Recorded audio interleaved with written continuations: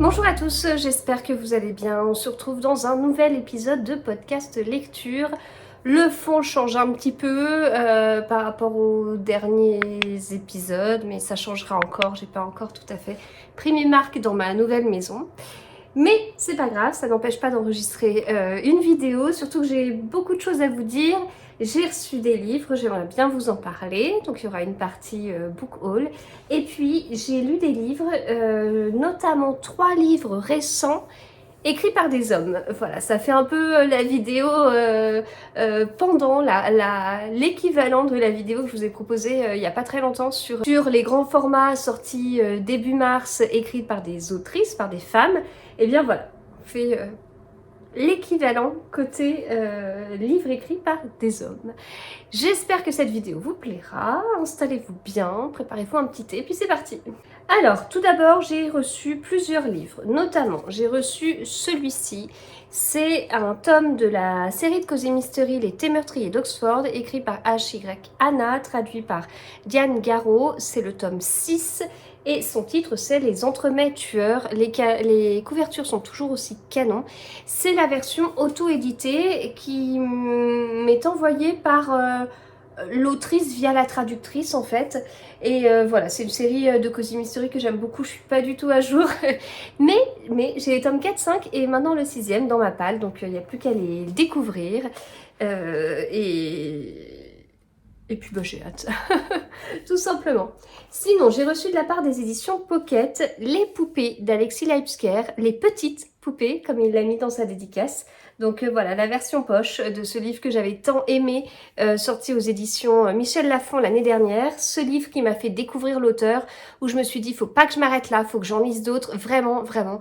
C'est un auteur de page turner, mais écoutez, on va en reparler, parce que ça, c'est le format poche qui vient de sortir, mais le grand format, c'est celui-ci. Et j'ai prévu de vous en parler juste après. C'est un peu une suite, mais en fait on retrouvera les mêmes enquêteurs et dans celui-ci c'est vrai qu'il y a des références de ce livre-là quand même. Mais bon, voilà. Donc je vous en reparle, mais celui-ci il était très très chouette.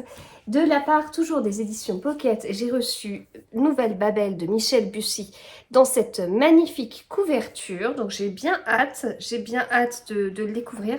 C'est un pavé, hein, c'est Michel Bussy, il écrit des pavés, hein, 500 pages. Il écrit des pavés, mais c'est un auteur hyper apprécié en France quand même. Il fait partie toujours des auteurs qui ont le plus vendu chaque année et tout, donc ça doit être des pavés qui se lisent bien. Ça m'étonnerait qu'en France, on ait principalement des amateurs de livres classiques, etc. Donc je pense qu'il doit très bien se lire. Et alors, j'ai reçu un joli colis de la part des éditions du Seuil. Ce joli colis contenait ces 2 livres. Ils sont très très beaux. Ils sont très très beaux. Donc, 5 petits indiens de Michel Good et Celle qui parle au corbeau de Melissa Lukashenko. Alors ici, sur la 4e, il est écrit « On ne t'a pas abandonné Lily, on t'a ramené parmi nous ». Et ici, ils sont pas vraiment racistes, tu sais, c'est pas leur faute s'ils n'ont pas de culture, les white fellas. Je sais pas comment dire. Oh, il y a même un marque-page. Là aussi. Non, je le vois. Ah, mais non, il est là. Il y a même un marque-page. Alors, je vais vous montrer ça un petit peu différemment.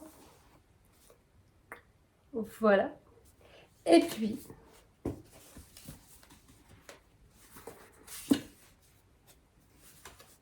que je le prenne à l'endroit. Ouais. C'est beau, hein? Ils sont vraiment très très chouettes. Mais il n'y avait pas que ça, il y avait également une bougie.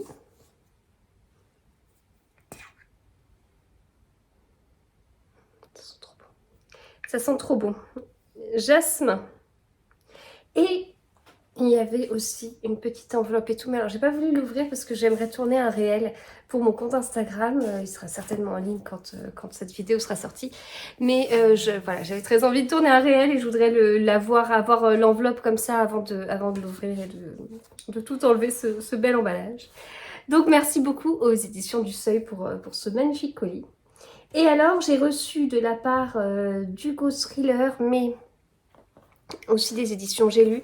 En fait, j'ai reçu de la part des éditions J'ai lu ce livre, Terra Nullius de Victor Gilbert. Comme je disais, c'est aux éditions J'ai lu. J'ai reçu ce livre grâce à Babelio parce qu'en fait, il y a une rencontre qui va avoir lieu avec l'auteur à la fin du mois. Et c'est un auteur que j'ai découvert avec Douve et j'ai beaucoup aimé. J'ai beaucoup aimé Douve, mais ce que j'ai beaucoup aimé aussi, c'est le côté... Enfin, il a un style d'écriture qui tente énormément. Et en fait, j'avais fini mon livre un soir et tout, puis je me disais, bah, je lis quoi le lendemain? J'ai une journée d'avance sur mon planning. C'était un samedi, je me casse quoi comme livre dans la journée?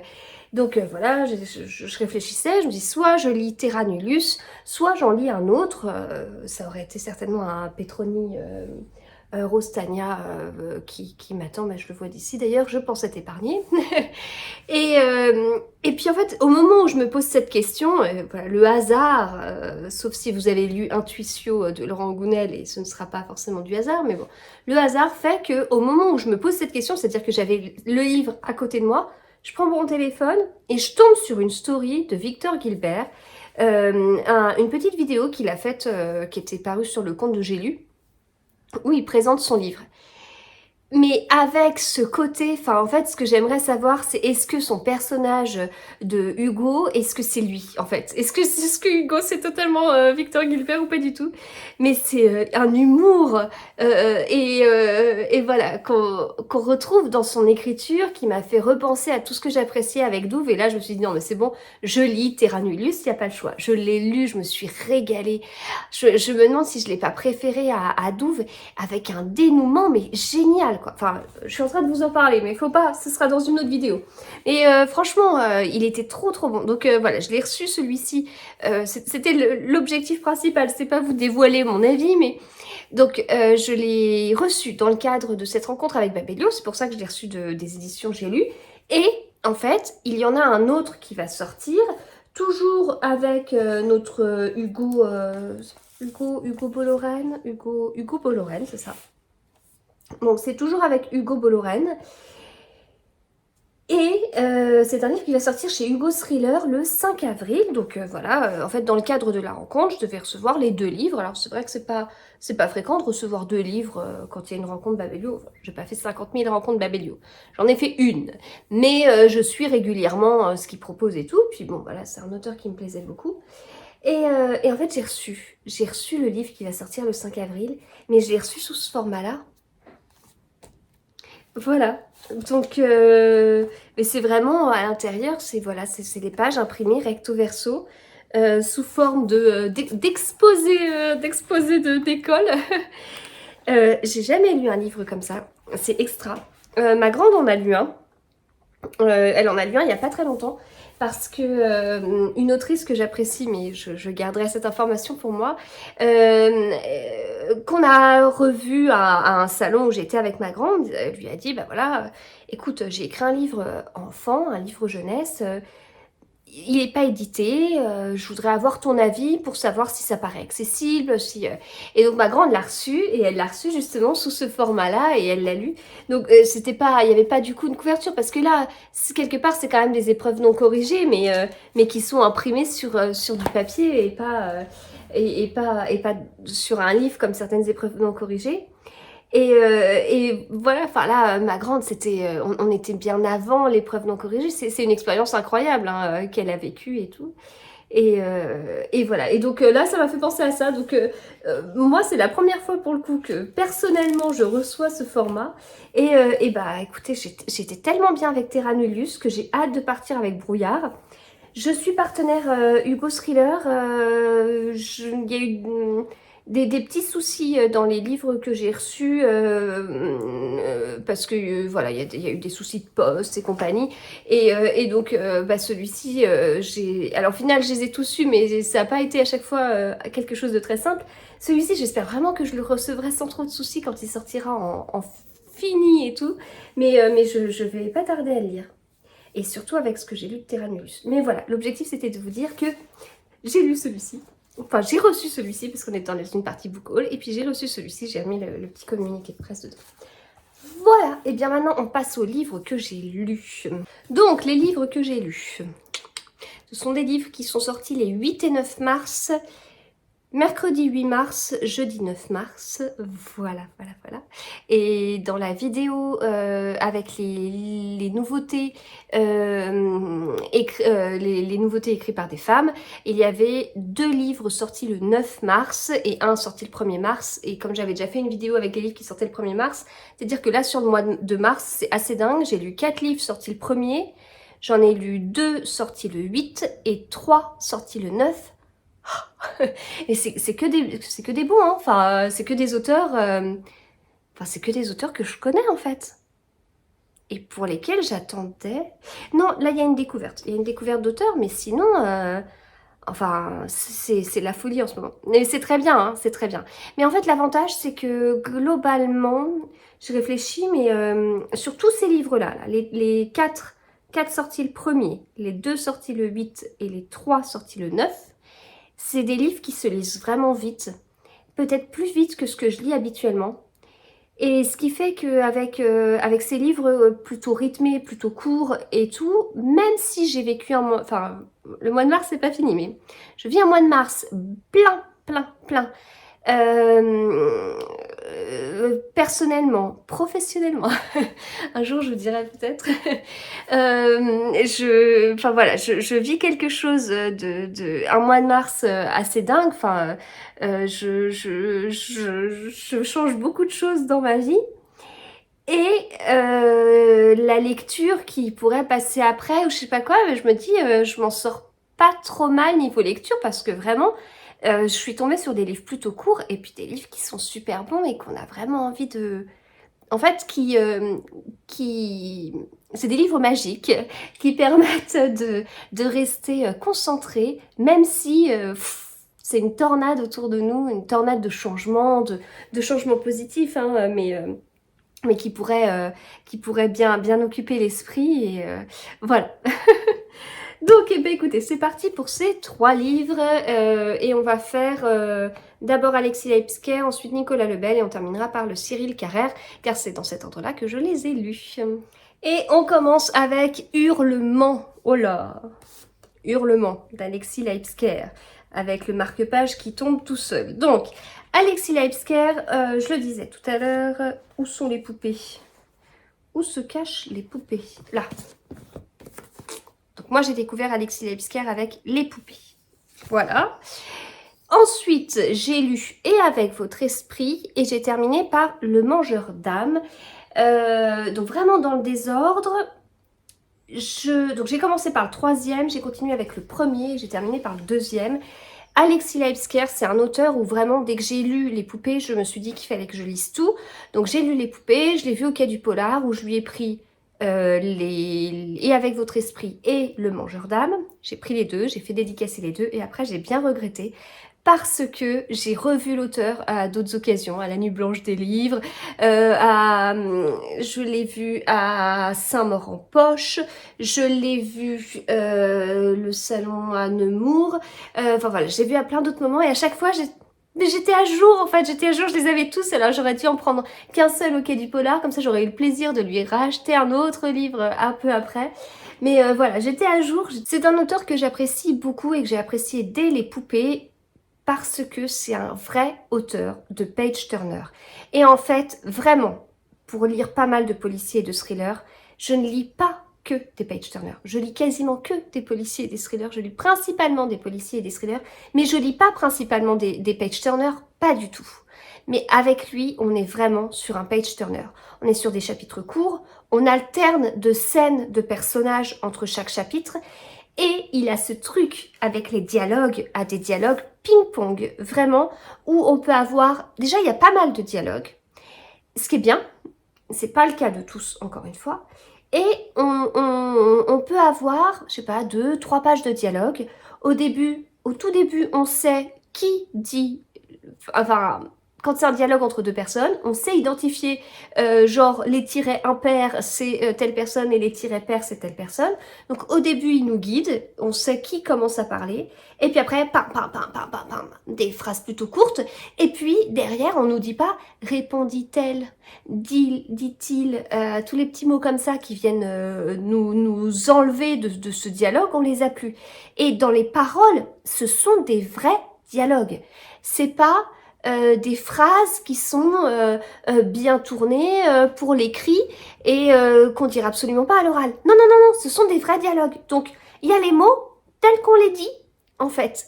Et ce que je dis peut paraître bizarre, mais vraiment, quand j'ai lu ces dialogues, notamment dans le dernier, je me suis dit, mais oui, enfin, et même ça peut être des choses, là on a notamment des dialogues entre, eh bien, les deux personnages qu'on retrouve des poupées, donc on a Venturi, le commissaire Venturi et Olivia Montalver, et en fait ils se chambrent énormément tous les deux, et du coup ça se voit, mais ça se voit, ça s'entend, enfin ça s'entend, on l'imagine, ça se lit, et voilà, ça va vite, c'est hyper rythmé et hyper réel, et avec des petites vannes qu'on pourrait faire comme ça oralement, des petits quiproquos, mais qui passe bien, enfin vraiment sans que ce soit, sans que ça nécessite énormément de lignes.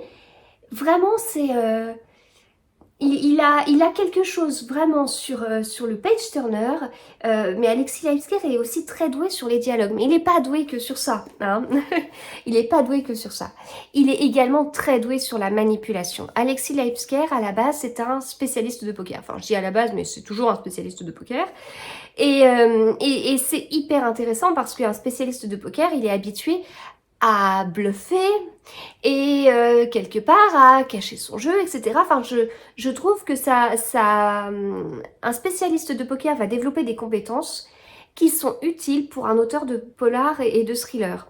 Et donc, ces dialogues hyper réalistes, son côté page-turner, avec des chapitres courts et tout, la manipulation du lecteur, et c'est trois caractéristiques fortes qui me plaisent énormément chez cet auteur, et c'est excellent, en fait. C'est excellent. C'est vraiment... c'est très bien écrit, c'est très prenant, et autant là, dans Hurlement, on retrouve des personnages qu'on a vus dans les poupées. Pas que, il n'y a pas que ces personnages-là, mais je vous laisse découvrir la petite surprise. Donc là, on va retrouver, pardon, les mêmes personnages, mais derrière, on n'est pas sur une histoire identique, on n'est pas du tout sur un dénouement identique. Les poupées, il y a un dénouement très particulier. En même temps, là aussi, il y a un dénouement très particulier, mais c'est pas pareil. Je trouvais Le Mangeur d'âme encore différent, et avec votre esprit, encore différent. Différent sur les enquêtes, différent sur les personnes qui mènent l'enquête, différent sur les dénouements et tout et tout. Donc je trouve qu'avec les 4 livres que l'auteur a sortis, il montre déjà une palette assez incroyable, et c'est hyper fort en fait. C'est vraiment... Enfin, il a démarré très fort pour arriver à un niveau c'est un excellent auteur de polar et thriller qui est déjà incontournable pour moi. Voilà. Donc voilà, j'aime beaucoup. J'aime beaucoup. Alors, si on revient sur Hurlement, vous allez être pris dans le livre. Allez, au bout de combien de pages? Déjà, la première page, on retrouve Olivia Montalver. Donc, si on la connaissait dans les poupées, ok. Voilà. Mais en fait, là, 3, 4... Ouais, ben, le premier chapitre. Dès la première page, on est déjà pris dans l'histoire, mais au bout du premier chapitre, on est scotché. En fait, c'est un premier chapitre un peu thriller. Thriller vraiment dans le sens on a peur. Il fait monter la tension, il fait monter la tension. Et le premier chapitre finit et on est « Ah, c'est pas possible qu'il se passe ça ». Voilà. Et donc après, on continue comme ça. Il va un peu bousculer les codes, je trouve. Personne n'est à l'abri. Il n'y a pas des super-héros qui sont totalement protégés, et puis personne n'est à l'abri qu'il se passe quelque chose. Voilà. Donc excellent. Puis après, avec ce rythme, avec ces chapitres courts et tout. Vraiment, et très prenant, comme je disais, beaucoup de dialogues. J'ai beaucoup aimé les personnages, et les personnages de Venturi et de Montalver, je les ai trouvés vraiment présents et attachants. Dans les poupées, je me rappelle plus de tout. Ça fait 1 an que je l'ai lu, je peux pas vous dire tout en détail, mais là, ce qui va me revenir, c'est notamment les personnages qu'on suit, mais en dehors de Venturi et de Montalva. Bon, je peux pas vous en dire plus, mais c'est un peu ce que je retiens. Là, vraiment, je suis contente de les avoir découverts davantage, de connaître un peu plus les enquêteurs. Voilà, donc excellent. Hurlement. Et alors, pour une fois, la 4e de couverture ne dévoile pas trop, puisque la 4e, c'est 5 femmes kidnappées, 4 victimes introuvables, 3 enquêteurs sur la brèche, 2 jours seulement, un tueur diabolique, 0 chance d'en sortir indemne. Et je préviens que les scènes de crime sont bien décrites. Donc si vous êtes un peu sensible, n'y allez peut-être pas ou allez-y doucement. Hein, vous êtes prévenus. Voilà, donc Hurlement d'Alexis Livescare, excellent, trop bien. Faut y aller, découvrez tous ces livres, tous, ils sont très chouettes. Alors, on continue avec Lalali de Nicolas Lebel chez les éditions du Masque. C'est le 3e tome d'une série. Le premier tome est-il derrière? Oh, il va être un peu loin. Ouais, je le vois, mais il est un peu loin. Il s'appelle Le Gibier. Le 2e tome, c'est La Capture. Le premier tome, il est dans les tons rouges, enfin en tout cas la version poche. Le 2e tome, en grand format, il est dans les tons bleus. Et là, on termine avec les tons jaunes. On est sur une trilogie. C'est le 3e tome. On est sur une trilogie, normalement, on est vraiment sur une trilogie. Je sais pas, en fait, je l'ai refermé et je sais pas, j'ai un doute quand même, mais bon. Bref, à discuter avec l'auteur. Mais bon, bref, normalement on est sur une trilogie. Et une trilogie avec un tome final explosif. Voilà, sauf si c'est pas un tome final parce qu'il y a une ouverture à la fin. Mais globalement, ça ferait un... Si c'est une trilogie, c'est un excellent final. Et voilà. On retrouve Yvonne Chen. Donc moi, le premier tome, j'avais beaucoup aimé. Le 2e tome, un peu moins. Et là, je l'ai à nouveau beaucoup aimé. On retrouve Yvonne Chen, mais on la retrouve dès le début. Et en fait, dès les premières pages, on se rappelle d'Yvonne Chen, on se rappelle de comment elle est. Et il n'y a pas de souci, on la retrouve. C'est quelqu'un qui n'aime pas les gens, c'est quelqu'un qui ne sait pas mentir, qui dit ce qu'elle pense, qui cache, qui n'aime pas mettre de forme et qui cherche pas à s'en cacher. Voilà, c'est quelqu'un qui socialement est particulière, voilà, un petit peu de mal avec les relations avec les autres, sauf que elle est enquêtrice et elle a besoin quand même de travailler avec d'autres personnes, ou en tout cas d'enquêter, ou voilà, elle a quand même un minimum de contact avec des gens, mais bon. Et malgré tout ça, elle est quand même elle est hyper attachante. Et en fait, bon, on est sur des suites, hein. On est vraiment sur des suites. Donc, faut avoir lu le tome 1, faut avoir lu le tome 2 pour lire ce tome 3, pour bien le comprendre. Et donc, elle va arriver à un certain stade, et qui est vraiment la suite du précédent. Enfin, voilà, il n'y a pas de souci, on comprend, on suit. En fait, elle est manipulée. Elle est manipulée à plusieurs niveaux. On est manipulé en tant que lecteur à plusieurs niveaux. Et en fait, au début, j'étais globalement... C'est un livre qui court, hein, qui fait 280 pages. J'étais plutôt pas mal dans le livre. Puis, au bout d'un moment, ça commençait peut-être un petit peu à s'essouffler. Donc, j'y allais, mais j'ai l'impression que ça se traînait un petit peu. L'auteur a dévoilé un truc de fou, un truc, mais je m'y attendais pas, et là, pam! Et pour moi, là, ça a été... alors que j'avais l'impression que ça s'essoufflait, que j'étais un peu moins dedans, ah, ça m'a raccroché, puis alors jusqu'au bout, c'était dingue. C'était vraiment dingue, donc voilà, excellent. C'est explosif, c'est vraiment beaucoup de manipulation, et... Et c'est pas mal du tout, du tout, du tout. Voilà, donc si vous connaissez pas cette trilogie, allez-y. Donc on a dit le gibier, la capture et la Lali. Et du coup, j'imagine que le gibier est déjà en poche. La capture, j'imagine que la capture est sortie en poche récemment. Et donc là, la Lali qui est sortie tout début mars. Et on va terminer avec Avant de sombrer de Cyril Carrère chez les éditions de Noël. Donc je remercie Florence des lectures de Flo et je remercie l'auteur et ainsi que l'éditeur pour m'avoir envoyé ce livre.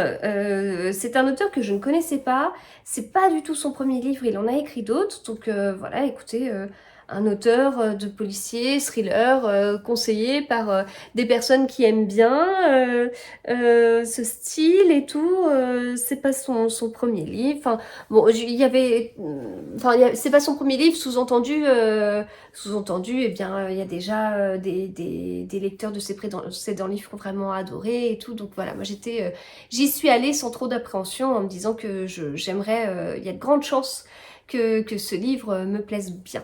Et ça a été le cas. Donc, Avant de sombrer, là, on est bien pris par la première partie, par le prologue. Donc c'est un prologue, mais vous avez différents paragraphes, différentes parties dans ce prologue, donc délimité par ces petites étoiles. Et donc ce qui fait qu'on est déjà dans un prologue qui est au final assez rythmé avec des petites parties comme ça, des petits bouts. Et donc rythmé par cette construction, mais rythmé par ce qui se passe en fait dans ce prologue, c'est assez dingue. En fait, on va avoir notre personnage principal, Jérôme Cazenave, et notre Jérôme, en fait,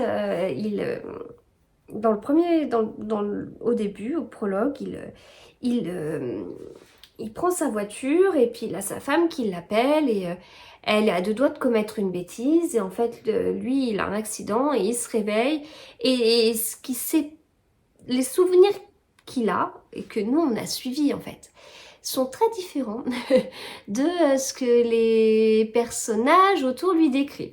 Voilà. Et donc il y a à la fois l'accident, mais il y a à la fois la vie de ce personnage, il y a tout. Voilà, c'est pas... Ce personnage n'a pas vécu ce que son entourage lui a dit qu'il aurait dû vivre. Donc c'est un sujet quand même assez intéressant, c'est un sujet assez prenant. En fait, on va chercher à savoir ce qui s'est passé et tout ça. On va chercher à comprendre pourquoi notre fameux Jérôme a perdu à ce point-là la mémoire. Mais derrière, on va aussi se replonger eh bien, un long moment avant, tout ce qui s'est passé avant que notre personnage en arrive à ce fameux accident et à cette perte de mémoire. Et puis on va continuer un peu au-delà. Voilà. Au niveau de l'espace-temps, ça se passe comme ça. Donc le prologue se passe à un instant T, et on va voir ce qui se passe avant, et puis on va voir ce qui se passe après. Et donc tout ça dans un découpage, dans une construction vraiment intéressante. Et c'était prenant en fait, c'était prenant sur les relations entre les personnages. Il y a des secrets, on sent qu'il y a des secrets. J'ai pas deviné ce qui s'était passé, j'ai pas deviné les secrets. Je me suis méfiée un peu de pas mal de personnes, parfois à tort, souvent à tort même. Et voilà, j'ai bien aimé la façon de raconter cette histoire parce que c'était en fait à la fois c'était prenant et tout ça, mais à la fois c'était une histoire qui nous était racontée et oui du coup le style m'a bien accroché et ça m'a vraiment plu. Enfin voilà, j'aurais du mal à vous donner plus de détails sur quel style, qu'est-ce qui m'a accroché. J'ai pas encore tous les éléments pour enfin oui, je saurais pas décrire, j'ai pas réussi à voir exactement ce qui m'a plu, mais en tout cas je trouve que c'est un style assez accrocheur et qu'il a bien, enfin ça a bien fonctionné avec moi et en même temps je trouve une certaine une certaine écriture qui n'est pas commune en fait. Une façon de raconter l'histoire qui est différente de ce que je peux lire. Voilà, donc j'ai bien accroché et donc j'ai bien envie de découvrir d'autres livres de cet auteur et j'ai bien envie de le rencontrer au Quai du Polar pour pouvoir échanger avec lui et voilà. Eh bien écoutez, j'ai terminé cette vidéo. J'espère qu'elle vous a plu. Je sais pas s'il y a certains de ces livres qui vous tentaient avant cette vidéo. Est-ce que maintenant il y en a qui vous disent bien? N'hésitez pas à m'en parler. On peut échanger et ce sera toujours avec grand plaisir. Je vous souhaite de très bonnes lectures. On se retrouve dans une prochaine vidéo. Il va y avoir quelques rencontres littéraires qui vont arriver, donc je vous en parlerai. Et au niveau de mes avis lecture, eh bien dans les prochains livres, on aura le fameux livre de Victor Gilbert, que j'ai beaucoup aimé. Et je suis dans un autre livre aussi que j'aime bien, j'en suis qu'à la moitié, mais j'ai déjà beaucoup de choses à dire. Et ensuite, il y aura un Agatha Christie. Enfin voilà un petit peu ce qui arrivera. De toute façon, on avance petit à petit vers les quais du polar. Je vais continuer à bien préparer ça en lisant principalement des policiers et thrillers. Et puis ensuite, après les quais du polar, je pense que je vais avoir une envie un petit peu d'autre chose. Enfin, bon, il y aura toujours du polar principalement, mais il y a des livres qui commencent à me démanger, que je vais passer certainement en avril, mais pas maintenant pour bien préparer les quais du polar, mais voilà, il y aura d'autres choses. Voilà. Eh bien écoutez, je vous souhaite de super bonnes lectures, je vous souhaite plein de belles choses, et puis on se retrouve très très vite. À bientôt.